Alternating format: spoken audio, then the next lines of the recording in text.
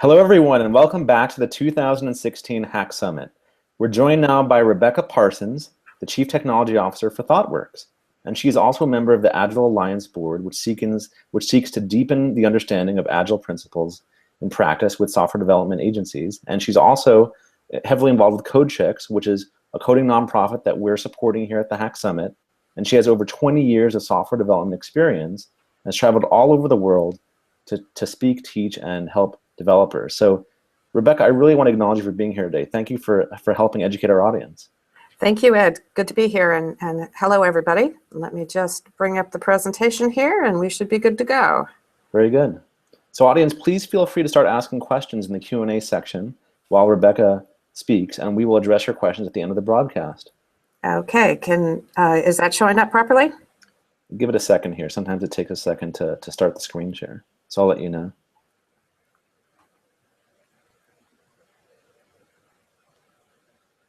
It looks like it's not showing up quite yet. Okay. Have you, in the Hangout, have you clicked the screen share icon? Yes, I did. Let's try this again now. Let's see. Screen share.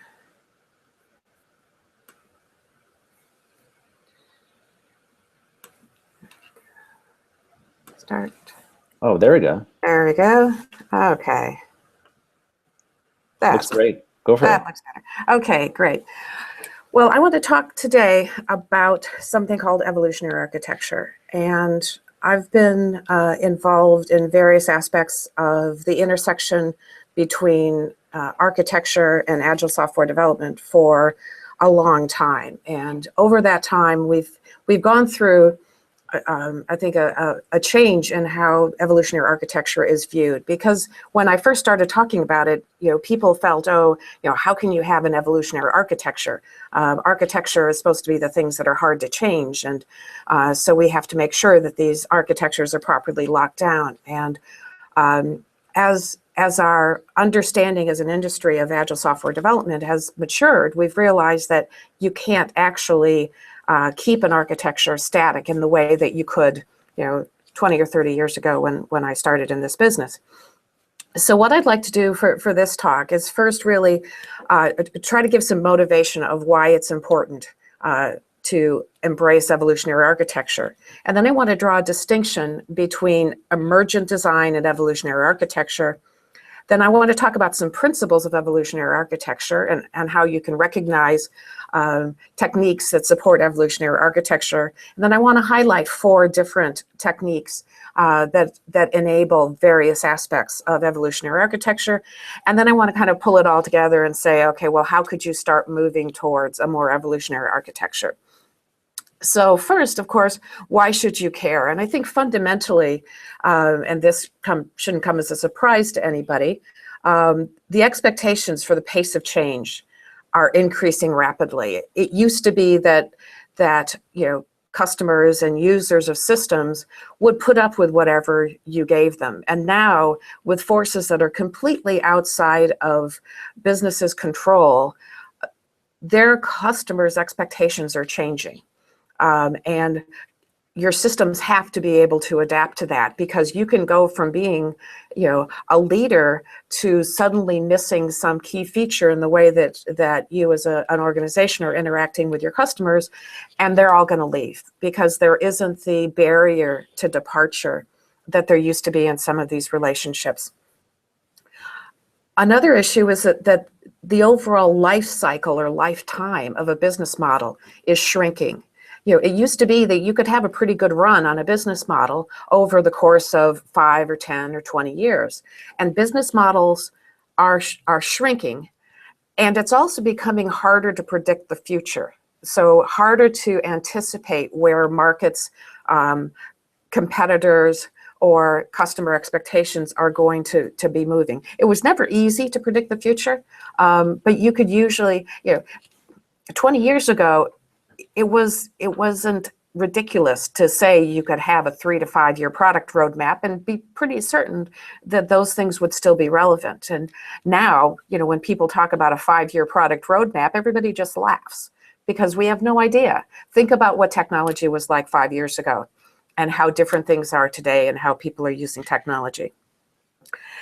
And then one of the things that we've noticed, particularly in e-commerce and other internet businesses, if your product or service goes viral, you have a very short window to be able to monetize that activity before you just lose it.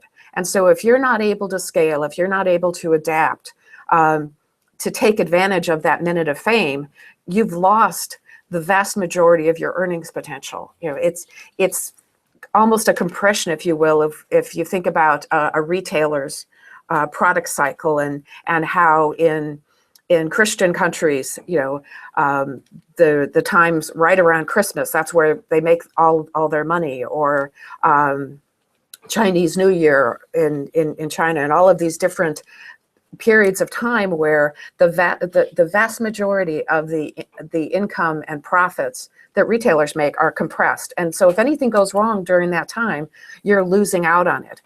And it's even more true when you think of some of these innovative internet ideas. If you don't have the ability to capitalize on that minimum of fame when you go viral, when you're on the front page, then you're going to miss the vast majority of your earning potential. So that's really why you should care, and hopefully that's relatively obvious. Now I want to talk about first, you know, how I distinguish between design and architecture. And here, when I'm talking about design, I am talking about code design. This word is starting to get more overloaded with more and more of experience design and graphic design and industrial design being a part of what software engineers think about. But in this context, when I'm talking about design, I'm talking about code and software design. And so there are three aspects of what I want to talk about. And first, it's why am I calling it evolutionary architecture but emergent design? And when I think about emergent, I think about something that just sort of happens.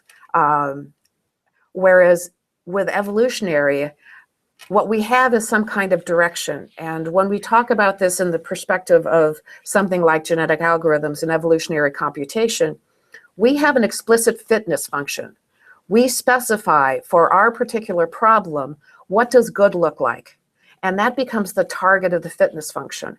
And so you're rather than just saying, okay, I just want to see what happens and see what emerges from my environment, I'm actually trying to direct this. I have definitions of what constitutes good and what are the characteristics that I'm looking for and what are the characteristics I'm not so interested in. And so I think it's important that we call this evolutionary design, not emergent, not continual, because this word evolutionary does point us to the fact that this is actually something where for a given system, for a given organization, we have a definition of what constitutes good in that context. And that will vary across systems, that will vary across organizations.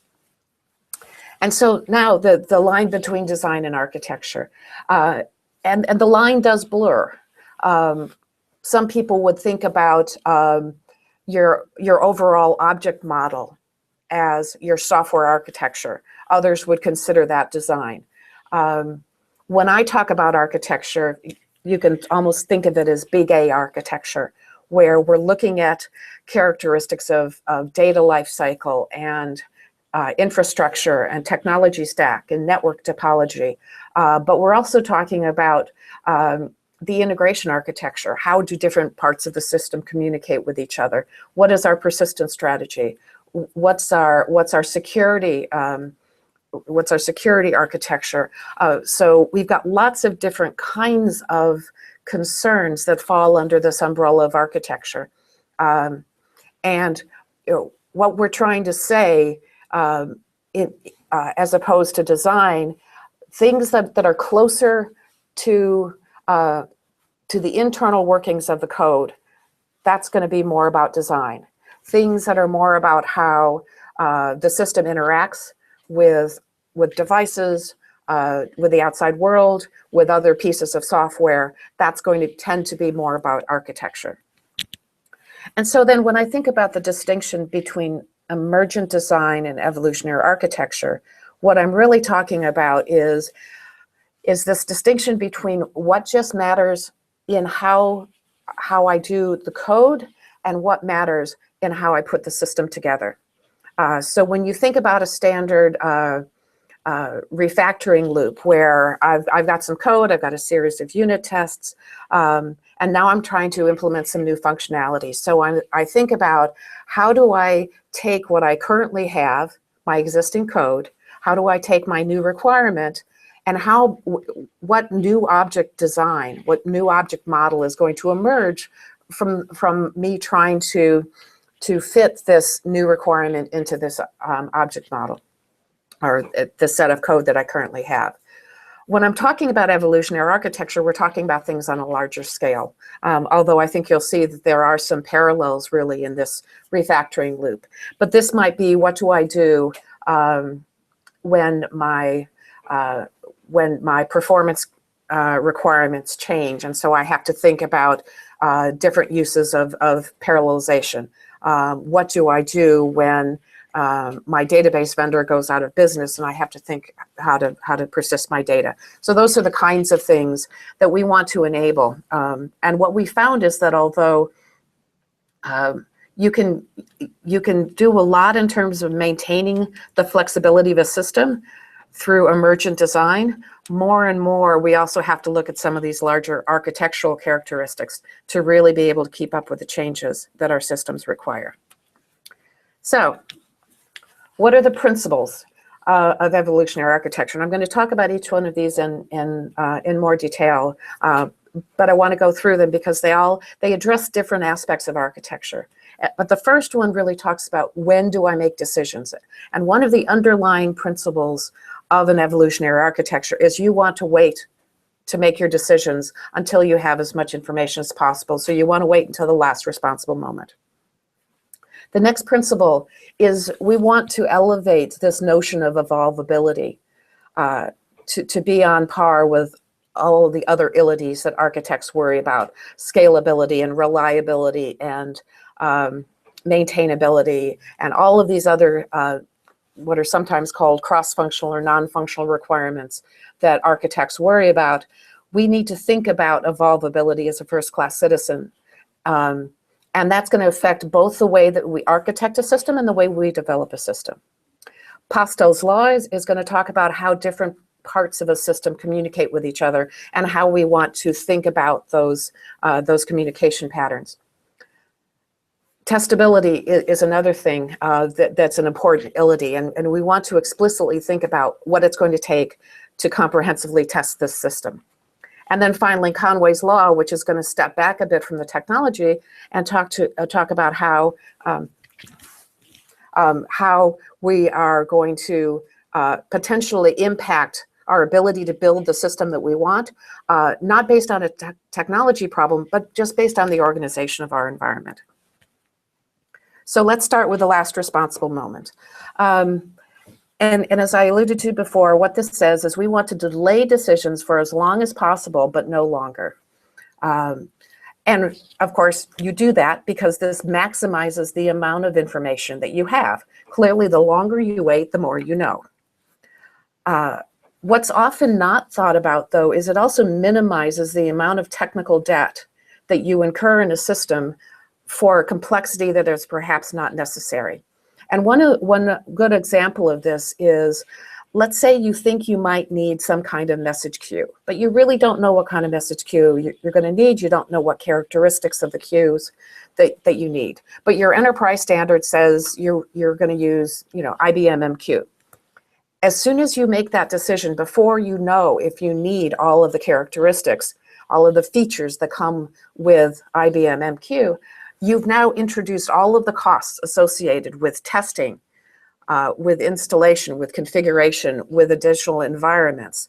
And that's a form of technical debt, because really all technical debt is the drag on your development process because of some technical issue. So by delaying until we know what characteristics we need from our queue, we minimize the amount of technical debt. And of course, then the big question is, how do I know what this last responsible moment is? And that's where we go back to this evolutionary, this architectural fitness function that I was talking about. For each system, we have to decide what's important to us. Maybe it's scalability. Maybe it's the ability, maybe it's uptime. Maybe it's actually data security because of the kind of data that you're working with. That varies drastically from system to system. And once you know what your architectural drivers are, you know what are the things that are going to be most likely to impact the design decisions and the other architectural decisions that you make. And by using that fitness function, you can look at a particular decision and say, what impact is this decision likely going to have? And if it's going to have a comprehensive or ubiquitous impact on your system, you're probably going to want to make that decision earlier, just because of the number of things you will have to undo if you get that, you know, if you don't make that decision early enough. On the other hand, you might use that same rationale to say, because of how impactful this decision is, these are the pieces of information I need to know to be able to choose between my alternatives. And so I might actually want to delay a little, or perhaps I want to spike both of the options and compare and see how those proceed, because it has such an impact. But you can't know that until you've actually thought early on what it is that constitutes the architectural drivers for your system. And this is, again, one of the fundamental things that makes this evolutionary, is because we are basing it on this consideration, this objective measure of what constitutes the required characteristic. And so we're not having to guess, and we're not just leaving it up to chance. So although people sometimes think about evolutionary architecture as sort of, a gangland shootout, it's actually quite a structured and deliberate process. So architecting for evolvability. And what we're talking about here is what can I do in terms of thinking about the structure and the interactions in my system that will make it as easy as possible to evolve. And the first thing is how you think about breaking down functionality. What are the sensible boundaries that you want to put around the different parts of your system? And some of those considerations might have to do with data lifecycle or data ownership. What's the archive policy around this? What's the security mechanism that needs to be put in place, or the access mechanism? Who has responsibility for updating this data and ensuring it's correct? And this next one, appropriate coupling, I think is an important one, because I hear many people say coupling is bad. And that's just not right. Coupling is inevitable. If you have two systems that have to cooperate with each other to deliver a piece of functionality, they are going to be coupled in some way. What you want to think about is, what is the appropriate coupling between those two? If it's a very chatty interface, you probably want to put those things close together. If there's a way that you can separate those things, or if those two parts of that interaction have to change at very different levels or have different requirements, you might want to have them to be more loosely coupled. We want to prefer loose coupling, but you can't always say that tight coupling is bad, and you can't always say that loose coupling is possible. So you want to think about, for this particular piece of functionality and the way we need to implement this, what is the appropriate level of coupling? And to the extent possible, we want to use the lightest possible tools, because they tend to introduce the least amount of technical debt. And we don't want to have too much excessive documentation. We need to have enough so that we have the right kind of structures around. But all of these things are going to allow us to make changes more readily than if we used to turn them around. And then what about developing for evolvability? And this is really talking more now about the actual software development process that, of course, is going to be happening within these architectural constraints. And one of the things that we found is that internal software quality metrics are critical. And in particular, we can define metrics that explicitly address how easy or difficult it is to change a piece of code. And the fundamental thing that you want to focus on with these quality metrics is how easy is it to understand just exactly what the code does and how it does it. You don't want to optimize for writing code, you want to optimize for understanding code. And once you have these metrics, then the question becomes, how do I focus my attention on making a piece of code more evolvable or keeping a piece of code more evolvable? And there's several different things that you want to look for. You want to look for change hotspots. You want to look for places that are fragile. You want to look for places that there's always something that makes people uncomfortable every time you talk about changing this particular piece of code. So you look at change logs. You talk to the product owners about where they see the product going, and then you try to identify which of the parts of your code that are most likely to change. One of the things that's important in this is it's not so much the absolute value of these metrics, but how they change over time. If you're monitoring these things over time and you're kind of staying at the same level of code quality, and then all of a sudden your quality dives, you know there's something that just happened, and you can look at your process, you can look at the requirements, you can look at your team, you can look at all of the other environmental constraints and identify what it is that's gone wrong. Because we can't tell you a precise number of no code should ever have a quality metric that is worse than this, because that's very problem specific. But you can watch to see how it changes over time. So you do want to continue to monitor this. Now, in all of these things, one of the big issues is, when do you explicitly account for reversibility? And if you go back to what I was talking about with architecting for evolvability, and last responsible moment, there may be a decision that you know has a tremendous impact on how you would go about architecting your system, but you don't have enough information yet to actually make that decision. And so you want to do what you can to make that decision as reversible as possible. And that's probably going to come through some kind of abstraction layer, some kind of strong encapsulation, so that you have the ability to change that decision with the least amount of impact to the rest of the code. Now, we don't want to make every decision reversible. There's no reason to do that. It's the same basic principle as in extreme programming of, you ain't going to need it, the Agni principle. You only put something in if you know you're going to need it. But as you get more experience, you can start to say, it's possible that I've got this decision wrong. And so rather than just blindly charging forward, I'm going to put in some scaffolding that will make it easier for me to change this decision if I have to. So Pastel's law, this is really about how systems communicate with each other. And I'm not just talking about message communication. You could also be talking about schemas. You can be talking about databases. And the principles here are twofold. Be conservative in what you send. Whenever you put information out there, people are going to start to use it.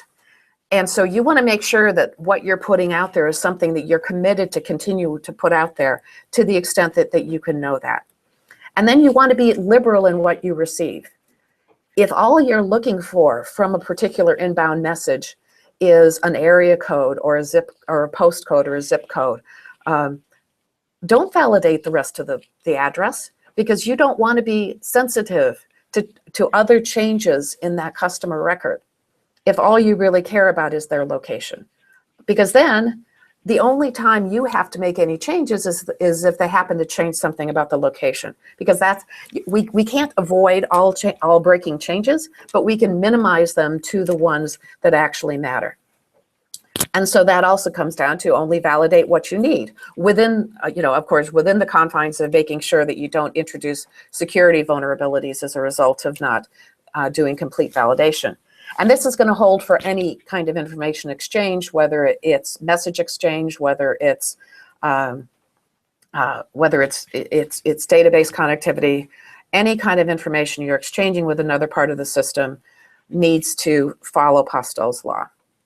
And then, of course, use version numbering when you know you have to break a contract. architect for testability. Everybody knows ThoughtWorks is very test obsessed. And so any talk has to talk about testability. But one of the things that we have found is if you actually think about testability as a first-class citizen in your architecture, you end up with a well-architected system.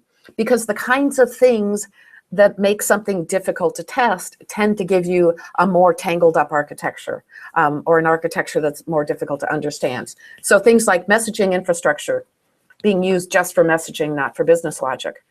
A lot of these middleware tools, it's very difficult to test business logic that lives in that messaging layer. And so you pull the business logic out, put it in code where it's very easy to test, and that leaves the messaging infrastructure to do what it's good at, which is messaging.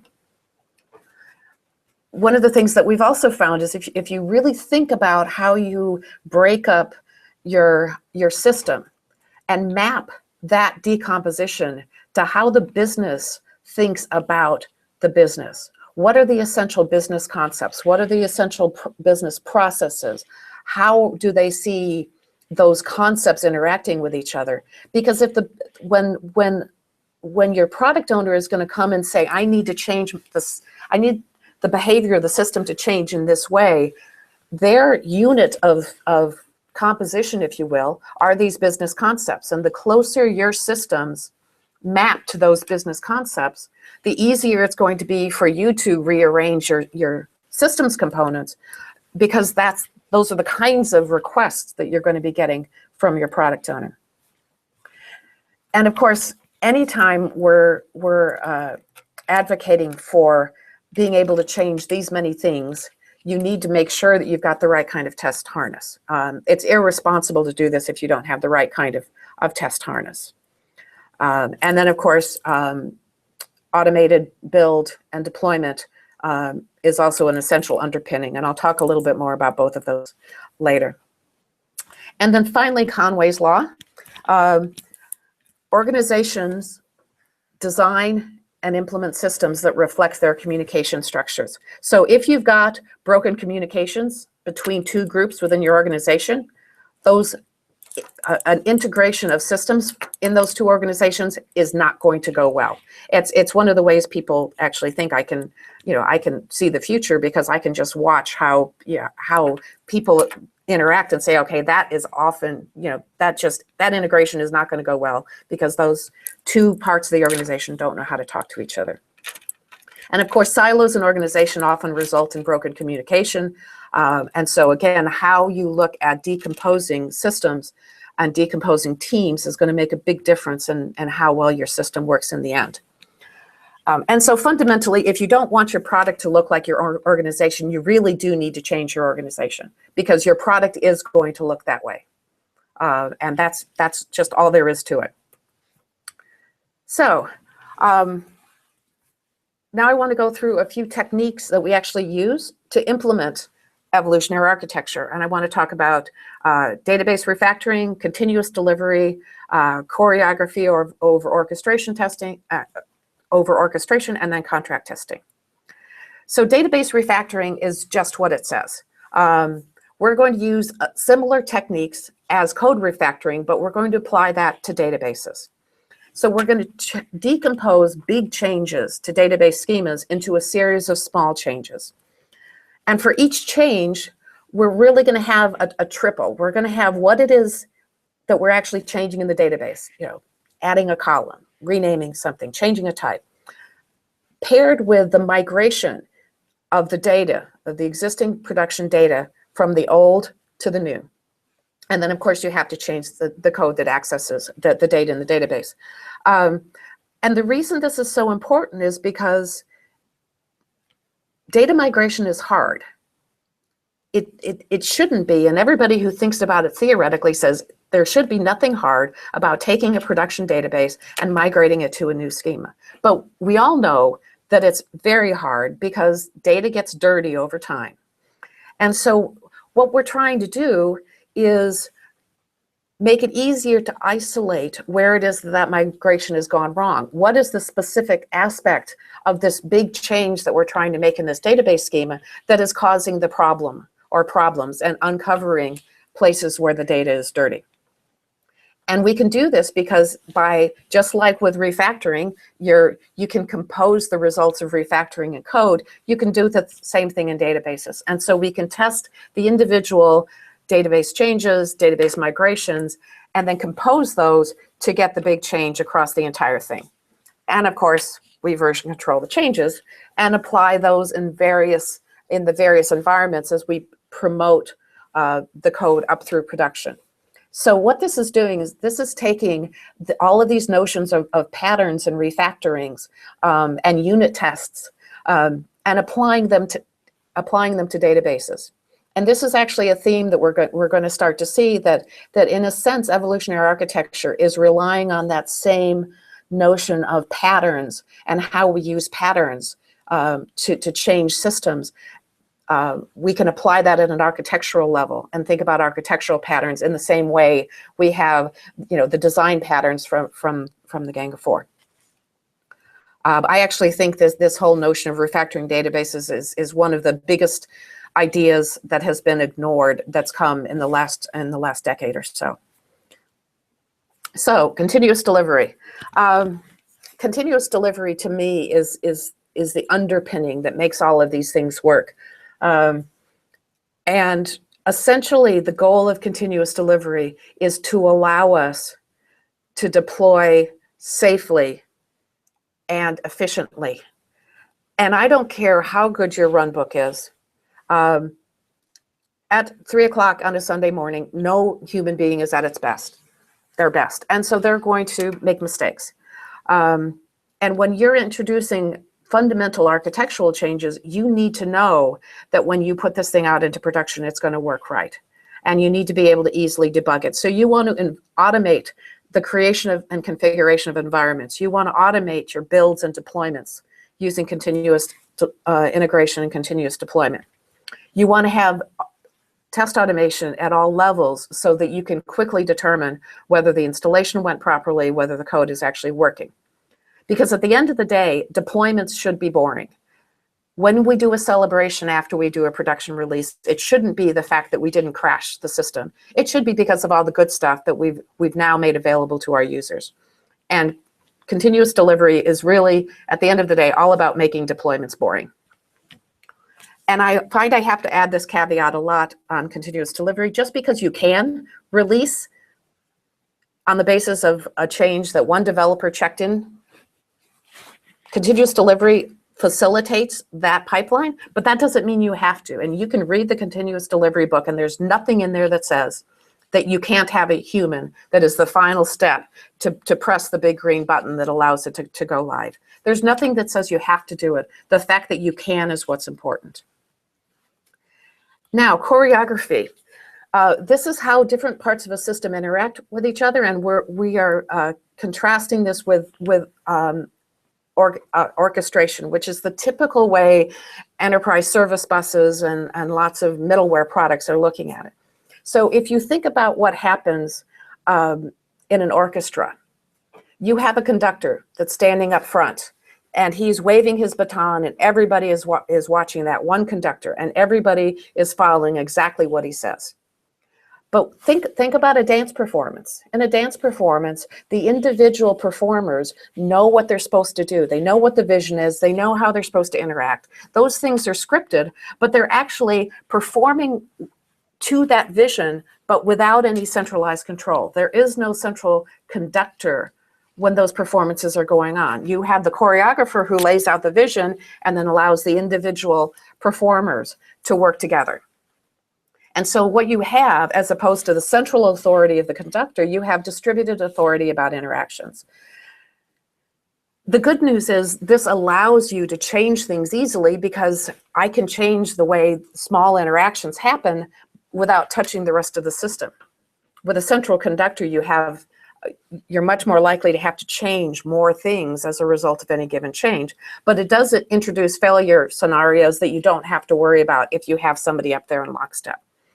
So evolutionary architecture doesn't come for free, which is why I started with the why should you care. There are real costs associated with not being able to change quickly. And finally, contract testing. And basically what we're trying to do here is think about what it takes to do an acceptance test at the interface between two systems. And one of the important parts of this is it documents the assumptions that different systems make of each other. If I know I need to rely on this other system for a piece of information, I'm making an assumption about how that system is going to respond.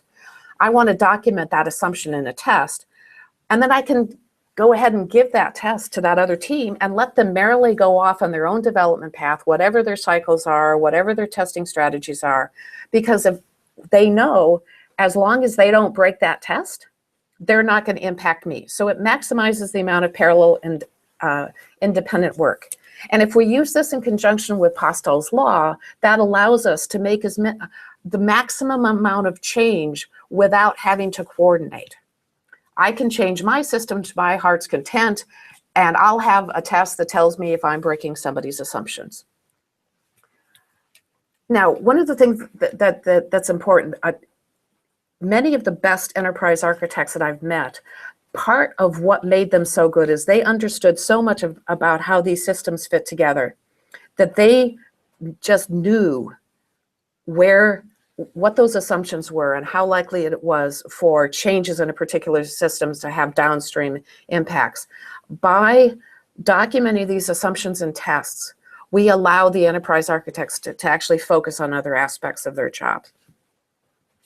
So let's pull it all together then. To have an evolutionary architecture, the first thing you need to do is think about what your architectural fitness function is. And there are many people who feel that people within the agile software development community don't care about architecture and don't think about architecture. To me, this is the thing that you need to think about up front with respect to architecture. What are the aspects of the architecture that are most important to you? What is your security threat landscape? What does it look like? What are your scaling requirements? What are your performance requirements? What are the things that you simply can't compromise on? Because that's what's going to drive your architectural decision making, and that's going to allow you to focus your attention on the decisions that matter the most. Once you have that fitness function, then you can start to look at, what do I have to do to get the maximum amount of information possible to make those critical decisions and have the least amount of possible rework, but have the most flexibility with the architecture. And it's really important to understand the different forms of technical debt as well as their impacts, because that debt metaphor really does work very well. The principle of technical debt is the amount of time it takes to clean up the problem. But the interest on that technical debt is the cost that you pay as long as you're carrying that debt. And that cost is a drag on your development. And whether that be heavyweight tools that you don't really need, whether that be messy code that you haven't had a chance to clean up yet, whether that be a system that isn't properly abstracted away from you, so changes in another system that shouldn't impact you end up impacting you. All of those things are a form of technical debt, and we need to understand that so that we can properly manage it. Another big barrier to evolutionary architecture that I have found is speculative design for reuse. When you try to make a system be flexible along a particular vector, yes, you are enabling making exactly the kinds of changes that you anticipated. What you've probably done is make it more difficult than it would have been otherwise to make changes that you didn't anticipate. And unfortunately, in the way the world works now, with the pace of change, with business model changes coming so rapidly, with environmental conditions changing so rapidly, all of those things mean your ability to guess where that product needs to go is very poor. And so why would you even try to design for speculative reuse? Instead, you want to implement evidence-based reuse. When you start to see things that you are doing again and again, you can harvest those things rather than trying to be speculative. in that case, focus much more on emergent design. And then create and maintain your testing safety net. Because doing an evolutionary architecture with inadequate test coverage and without something like continuous integration and continuous delivery backing you up is risky, is definitely risky. And that's all I had.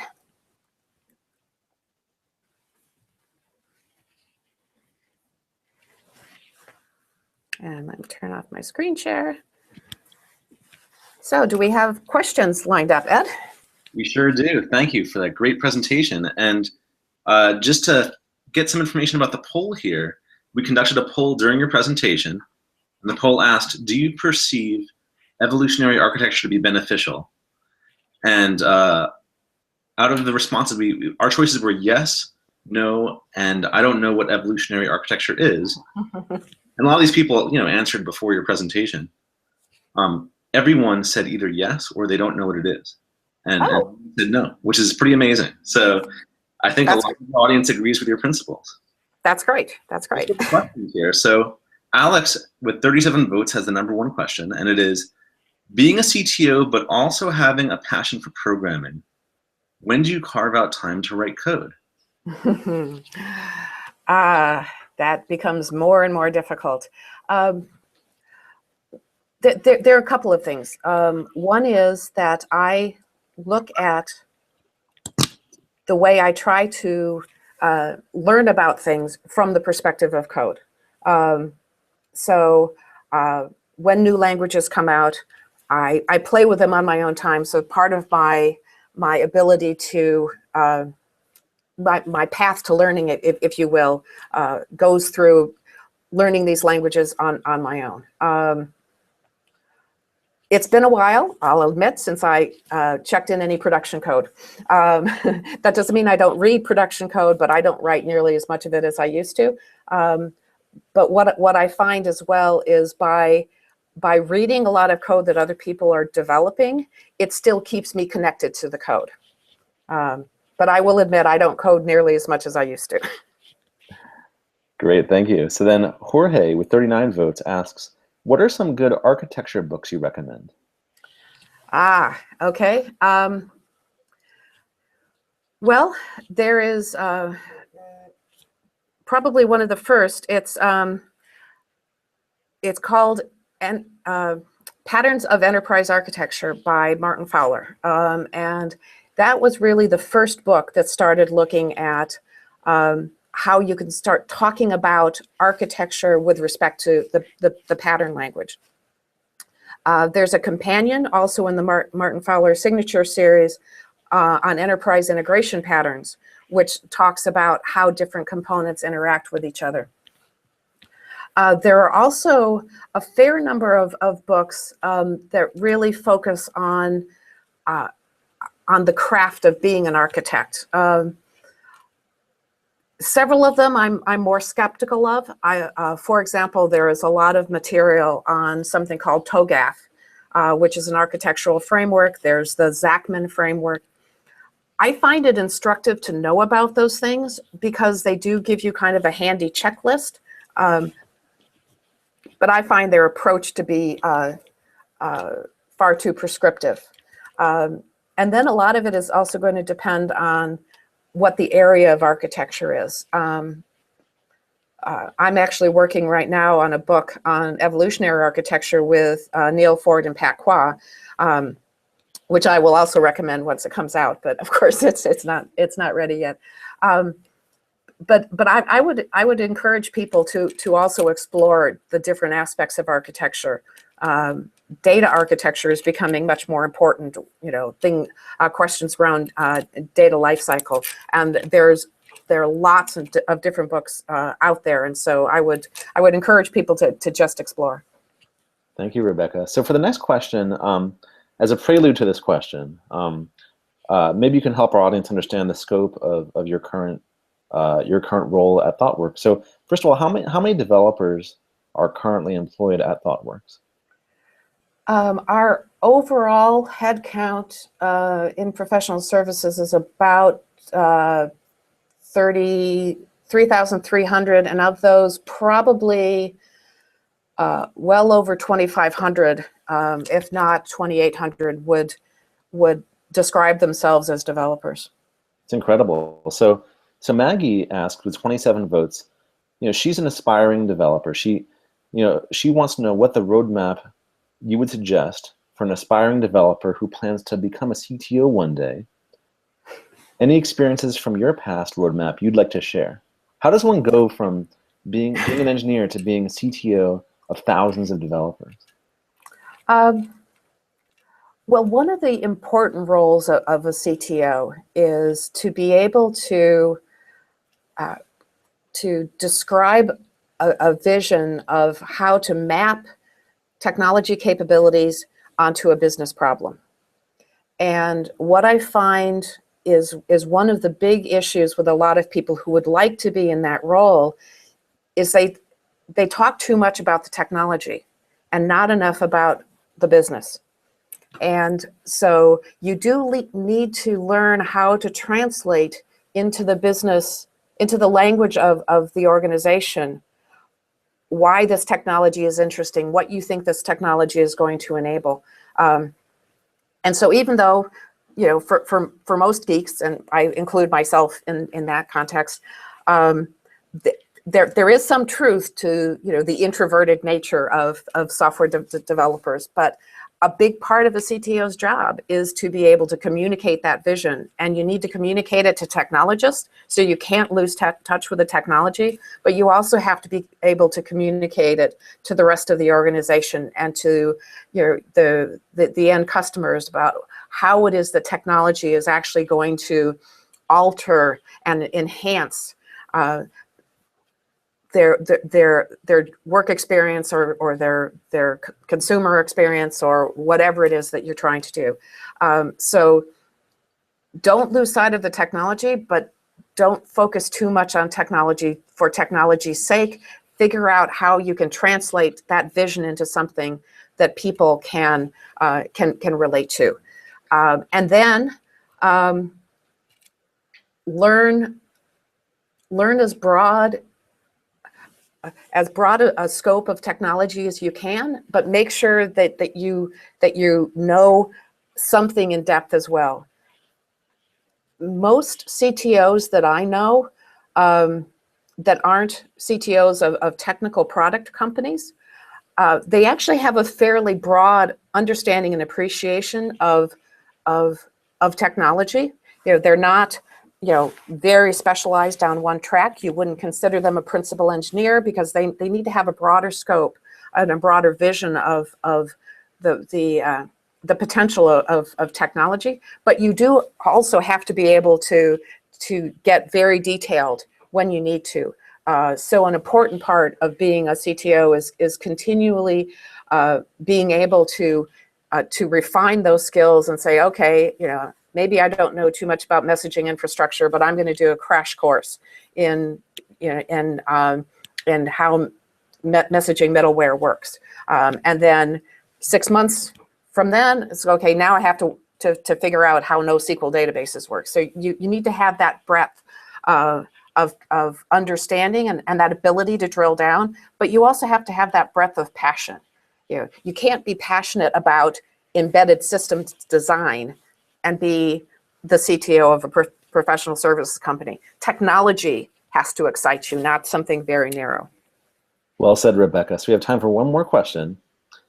And this question is asked by Abid. Sorry if I butchered your name there, Abid. The question is, with 22 votes, what does ThoughtWorks do differently as a software company that other firms don't? I think there are a couple of things that are related. We are never satisfied that we know how to do something because we just assume that there's always got to be a better way to do something. Even things that are successful, well, okay, that's just a 1.0. What can we do to make it better? Where could we improve?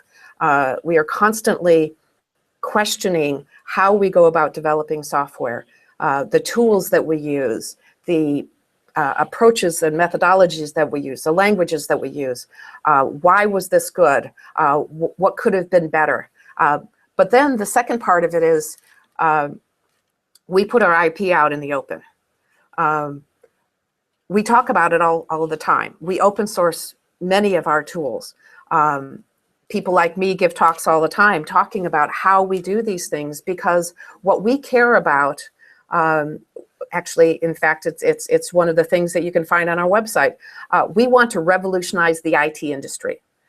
We want the entire industry to do their job better. And the best way we know to do that is continuing to question, to do the root cause analysis. Why did this go wrong? Okay, that's why it went wrong. We need to build a tool to make it better, or we need to push this methodology this way, or anything like that. And by putting that all out there, we give everybody else the ability to learn. We don't want to have a lot of proprietary IP, because that doesn't help the industry. And at the end of the day, we want to champion software excellence and revolutionize the IT industry. And that means giving stuff away. That's an incredible vision. You know, it kind of reminds me of kind of how Buddhist monks spend, you know, a lot of their days meditating and practicing the idea of non-attachment, where, you know, if they have a desire or a craving and they become attached to it, they train themselves to let go of that attachment. And by being so free with your open source contributions, it seems to me like it's very analogous to the idea of a non-attachment, where you're not coming from the perspective of scarcity, where you're hoarding everything for yourself. Rather, you're giving it away to the world and hoping that maybe there might be some karma or reciprocity at some point, but that's not why you're doing it. You're doing it because you're part of a larger vision and a larger mission. And I really respect that. Oh, well, thank you. Yeah, we feel like we're part of an ecosystem, and you know, we become better when we participate and learn from others and give back, and that's pretty fundamental to who we are. Thank you, Rebecca. So as closing thoughts here, if you enjoyed Rebecca's presentation today, please consider making a contribution directly to her nonprofit, Code Chicks, or to any of our nonprofits through our user interface in the Hack Summit. I'm sure they'd greatly appreciate those contributions. You know, this is a free event, and we hope that you will acknowledge the you know, just the valuable time that these speakers are giving you, and find it in your heart to give something, anything that you can to help. I'm sure it'll make a difference in a lot of folks' lives. So thank you for considering that. And Rebecca, thanks again for being here. Thank you, Ed. Thanks for having me, and thanks to everybody for listening. Great. So we'll be right back with our final presentation of the day. It's going to be the concluding ceremonies of the Hack Summit. It's going to be very interesting. There's going to be a lot to learn, and it's going to be a lot of fun. So I hope everyone can stay here. We'll be back in just a couple of minutes.